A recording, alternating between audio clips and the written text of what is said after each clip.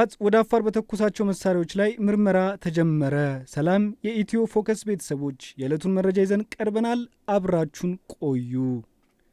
የኢትዮጵያ መንግስት በቅርቡ ከትግራይ ክልል ወደ አፋር ክልል ተተኩሰዋል የተባሉ የከባድ መሳሪያ ጥይቶችን እየመረመረ መሆኑ ተሰማ። ይህ ክስተት ለ2 ዓመታት የዘለቀውን ደም አሳሽ ጦርነት ያስቆመው የ2022ቱ የፕሪቶሪያ የሰላም ስምምነት እየተሸረሸረ ነው የሚለውን ስጋት አጠናክሮታል። የመከላከያ ምንጮች ለዛሀበሻ እንደገለጹት መንግስት የተገኙትን ጥይቶች በመሰብሰብ ምርመራ እያካሄደ ነው። የምርመራውም ዓላማም ህወሓት ከዚህ ቀደም ሲጠቀምባቸው ከነበሩት የተለዩ አዳዲስ መሳሪያዎች ሊኖሩ ይችላሉ የሚለውን ስጋት ለማረጋገጥ መሆኑ ምንጮች አክለዋል። ይህ አዲስ ወታደራዊ ውጥረት የተከሰተው በዘመናዊ አፍሪካ ታሪክ እጅግ ገዳይ ከሆኑ ጦርነቶች አንዱን ያስቆመው የፕሪቶሪያ ስምምነት በተለያዩ ምክንያቶች አደጋ ላይ መውደቁን እንደ አዲስ ትንታኔ ባመለከተበት ወቅት ነው። ሪፖርቱ በቅርቡ በትግራይና በአፋር ክልሎች መካከል የተከሰቱት ግጭቶች እንዲሁም በትግራይ አመራሮችና በፌዴራል ባለስልጣናት መካከል እያደገ ከመጣው እምነት ማጣት ጋር ተዳምረው ከ2022 መገባደጃ ጀምሮ የተገነባው ስስ ሰላም አደጋ ላይ መውደቁን አመልክቷል። ትንታኔው ለአሁኑ አለመተማመን በዋነኝነት ዘገምተኛና ወጥነት የጎደለው የስምምነቱ አፈጻጸም መሆኑን ይጠቁማል።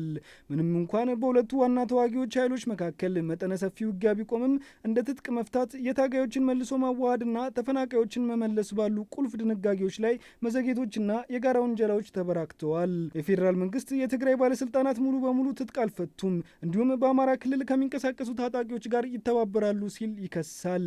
የትግራይ ክልል አመራሮች በበኩላቸው የፌዴራል መንግስት አስፈላጊ አገልግሎቶችን፣ አስተዳደራዊ ገደቦችን ማንሳትና ፖለቲካዊ ራስን በራስ የማስተዳደር መብትን በማረጋገጥ በኩል እግሩን እየጎተተ ነው ሲሉ ይከሳሉ። በተለይም በሁለቱ ክልሎች አወዛጋቢ በሆነው የትግራይ አፋር ድንበር ላይ እንደ አዲስ ያገረሸው ግጭት የቆዩ ቁርሾችን በመቀስቀስ ለሰላሙ ስምምነት ትልቅ አደጋ መደቀኑን ሪፖርቱ አስገንዝቧል።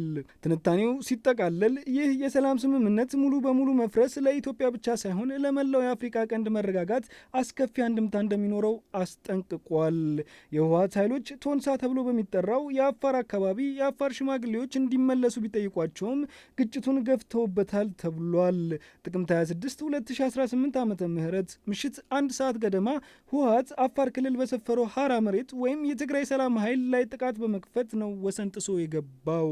ህወሓት የአፋር ክልልን ወሰን ጥሶ በመግባት ከ5 በላይ ቀበሌዎችን መቆጣጠሩንና በያዛቸው ቀበሌዎች ውስጥ ከባድ መሳሪያዎችን አስገብቶ ሰላማዊ ሰዎች የሚኖሩባቸውን አካባቢዎች በመደብደብ ንጹሐንን መግደሉንና በርካቶች እንዲፈናቀሉ ማድረጉ ባለፈው ሳምንት ሀገር ውስጥና ዓለም አቀፍ ሚዲያዎች ዘግቦታል።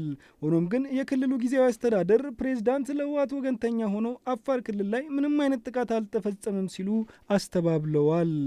የትግራይ ክልል ጊዜያዊ አስተዳደር በትግራይና አፋር ክልሎች ድንበር ላይ ሰሞኑን የተፈጠሩ ክስተቶች የፕሪቶሪያን ስምምነት የሚጥሱ ናቸው ሲል አስጠንቅቋል። ጊዜያዊ አስተዳደሩ በአፋር ክልል የሚንቀሳቀሱ ተዋናዮች የተቀናጀ ጥቃቶችን በመፈጸም ሲከስ የፌዴራል መንግስት በሰላም ስምምነቱ መሰረት ግዴታውን ባለመወጣት ተጠያቂ አድርጓል።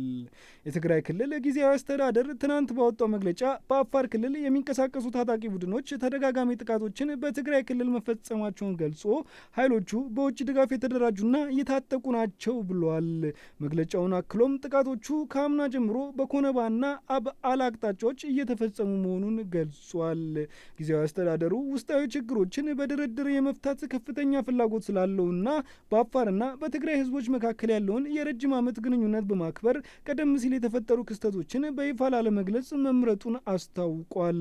አክሎም ትግራይ ምንም አይነት ትርምስ ወይም አለመረጋጋት እንደማትፈልግ አጽንኦት ሰጥቷል። ጊዜያዊ አስተዳደሩ የትግራይ ሰላም ሰራዊት በትግራይ ኃይሎች ላይ ጥቃት ፈጽሟል ወይም ሊፈጽም እያቀደ ነው ብሎ ሲከስ የአሁኑ በወር ውስጥ ለሁለተኛ ጊዜ ነው። ጊዜያዊ አስተዳደሩ መስከረም 21 ቀን ታጣቂ ቡድኑ ከአፋር ክልል በርሃሌ አካባቢ ሆነው በትግራይ ኃይሎች ላይ ጥቃት ለመፈጸም እየሞከሩ ነው ሲል ወቅሶ ነበር። አክሎም ተዋጊዎቹ እንዳያልፉ በአፋር ነዋሪዎች መከልከላቸውና በዚህም ቡድኖቹ በበርሃሌ በሚገኙ ሲቪሎች ላይ ተኩስ እከፍታለሁ ብለዋል። አስተዳደሩ ግጭቱ እንዳይባባስ የአፋር ክልል መንግስት እና የፌዴራል ባለስልጣናት በአስቸኳይ እርምጃ እንዲወስዱ አሳስቧል። ለውይይት ያለውን ቁርጠኝነት በማረጋገጥ መሳሪያ ያነሱ አካላት ወደ ትግራይ ተመልሰው ሰላማዊ መፍትሄ እንዲከተሉ ጥሪ አቅርቧል። በትግራይ ሰላም በሰላም ሰራዊትና በትግራይ ኃይሎች መካከል በአፋር ትግራይ ድንበር አቅራቢያ ግጭት መከሰቱ ለመጀመሪያ ጊዜ የተዘገበው ሰኔ ወር 2017 ሲሆን ሽማግሌዎቹ ጣልቃ ገብተው ውጊያውን አቁመው እንደነበር ይታወሳል። ግጭቱ የተከሰተው ታጣቂ ቡድኑ አፋር ከሚገኘው ቤዝ በመነሳት ወደ ትግራይ ክልል መግባቱን ካስታወቀ በኋላ ሲሆን ይህ ደግሞ በጦርነቱ በወደመው ክልል ውስጥ ወታደራዊ ግጭት ሊባባስ ይችላል የሚል ስጋት አስከትሏል። በሰኔ ወር መጨረሻ የትግራይ የጸጥታ ቢሮ ኃላፊ ሌተና ጄኔራል ፍስሐ ኪዳኑ በአፋር የሚገኙ ኃይሎች ወደ ቀያቸው እንዲመለሱ ጥሪ አቅርበው ነበር።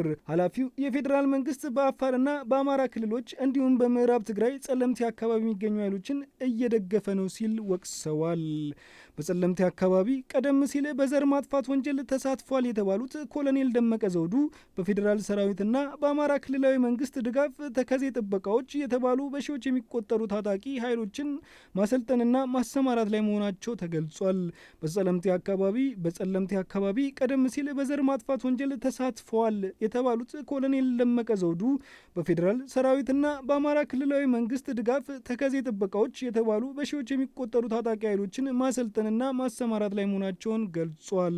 ይህ ውጥረት የተባባሰው የአፋር ብሔራዊ ክልላዊ መንግስት ጥቅምት 26 ቀን የትግራይ ጸጥታ ኃይሎች ወደ አፋር ግዛት ገብተው ጥቃት ፈጽመዋል ሲል መግለጫ ካወጣ በኋላ ነው። የትግራይ ጊዜያዊ አስተዳደር ግን ይህንን ክስ መሰረተ ቢስ ሲል አስተባብሏል። የጊዜያዊ አስተዳደሩ መግለጫ የአፋር ድንበር አልተጣሰም ሲል ገልጾ ስማቸው ያልተጠቀሱ አካላትን ወቅታዊ ችግሮቻችንን ለማወሳሰብና ትግራይን የጦር ሜዳ ለማድረግ እየሞከሩ ነው ሲል ከሷል። እንዲህ አይነት ድርጊቶች የክልሉን ጸጥታና መረጋጋት አደጋ ላይ እንደሚጥሉ አስጠንቅቋል። የዕለቱ መረጃ ይህን ይመስል ነበር። ላይክ፣ ሼር፣ ሰብስክራይብ በማድረግ ቤተሰብ ይሁኑ።